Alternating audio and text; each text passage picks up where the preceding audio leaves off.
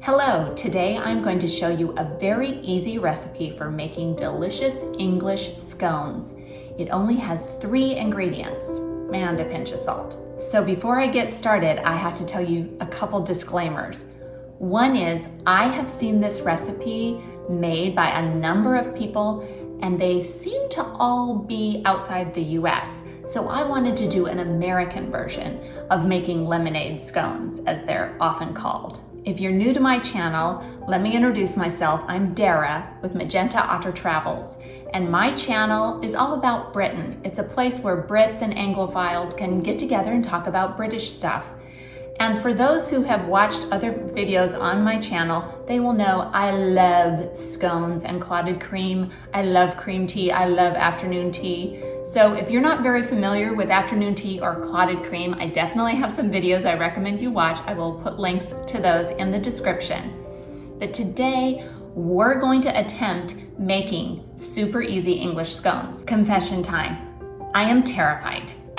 I've never made these before. I've never made scones at all because honestly, I just love eating them in Britain when someone else makes them who knows what they're doing. And I've never wanted to make them myself because I was worried I would mess it up and they wouldn't be good. But I'm taking courage and trying this. So try it along with me and just know that if I make these turn out great, then you can too. So the first thing you're gonna wanna do is preheat your oven. I do have convect or a fan setting on my oven, so I'm going to turn it on to convect at 425 Fahrenheit, which is really hot, but that's what I was told to do. Also make sure that your oven rack is in the top half of the oven, not too far down. All right, let's talk about the 3 ingredients. This is one of the many examples of how we are 2 nations separated by a common language, because these 3 ingredients have different names. So the first ingredient is self-rising flour. If you live outside the US, it's called self-raising flour, but American version, self-rising flour. The next ingredient is a lemon lime soda like 7-Up, Sprite, or whatever brand you choose. This isn't going to make the scones taste lemony, it just adds a little bit of sweetness and more importantly, the bubbles. If you live outside the US, this will be called lemonade, but American lemonade is something totally different. So for this recipe, I'm gonna call it 7-Up. And then finally, heavy whipping cream. That's again, the American name, heavy whipping cream, thickened cream. There's all these other different names outside the US, but for us, what you go by is heavy whipping cream. So you'll need 1 cup of the heavy whipping cream, 1 cup of the 7-Up, and 3 cups of the self-rising flour. All right, let's get started. First, we will do the 3 cups of self-rising flour. This will be sifted. My number 1 goal in making these scones is that I want them to be puffy. I want them to be tall and puffy and light and fluffy inside.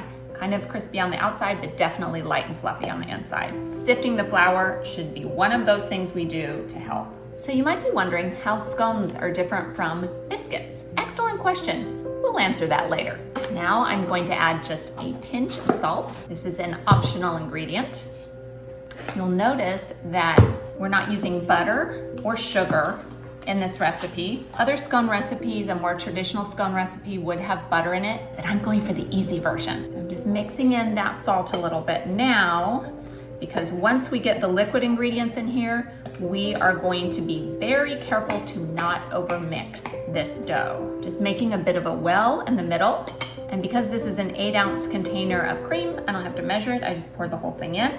So this video is part of a series that I'm doing called Britain at Home, where I try making my favorite British recipes here in my kitchen in Texas. And fun fact, this 7-Up is actually made in Mexico because I just wanted this lovely bottle of 7-Up rather than a huge plastic bottle since I'm not gonna drink the rest of it. All right, so I'm just going to measure out 8 ounces of the 7-Up. It's nice and bubbly.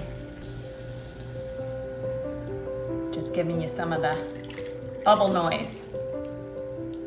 Okay, that's bubbling up great. I have read a lot about scones, done a lot of scone research in doing my afternoon tea video and researching recipes. And one thing that I read a Cornish woman said, "My mom always made scones mixing them with a knife so that you don't overwork the dough.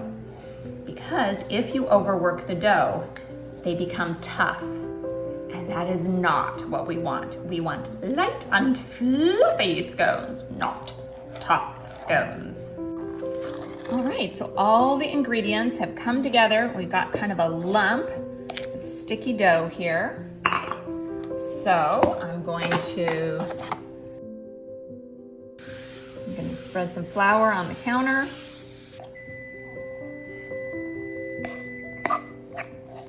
That means my oven is preheated. You can see that it's a very sticky dough. Just try and get almost all of it out. And then put a little bit of flour on my hands.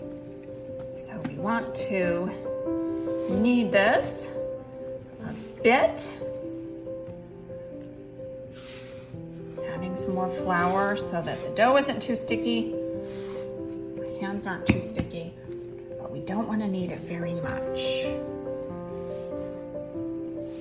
I think just 3 or 4 or 5 times. But again, I'm not sure because I've never done this before. So this is all just a big experiment.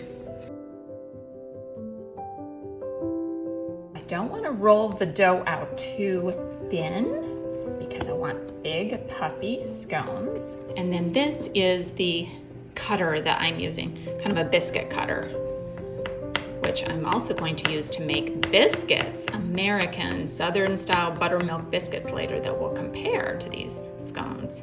So we have our dough, it's about 1 inch thick. Now we're gonna cut it using this cutter. Put it in flour. And it's really important you push straight down and straight back up with no twisting, because twisting keeps the scone from rising as high. So then we want to try and use as little handling as possible to get these off and onto the baking tray. This makes about 8 huge scones. We place them on the tray so that they're close together and kind of barely touching. My egg wash, which is just an egg yolk mixed with a little cream. And actually for cream, I used the leftover runny cream that was underneath the clotted cream I made yesterday. Very lightly brush this egg wash on top to give a nice finish to the scones.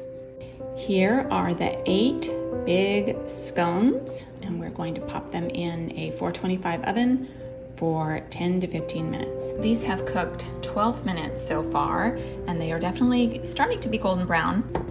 They're supposed to be a little bit hollow sounding and not thudding sound when you knock on them, so I think they're still a little too wet inside. I'm gonna put them in for another minute. I think 13 minutes is about right. They could be more golden brown, but I really don't want them too browned.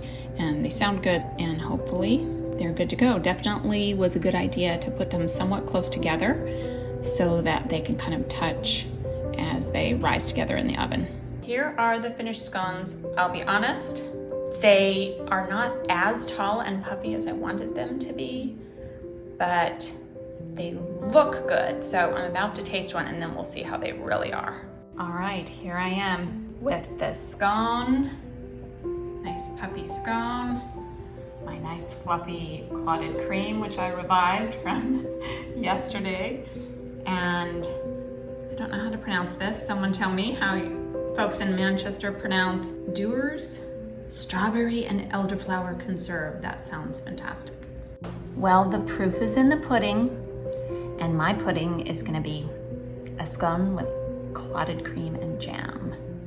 So I'm gonna breaking this apart. It does look fluffy and tender inside, like a good scone.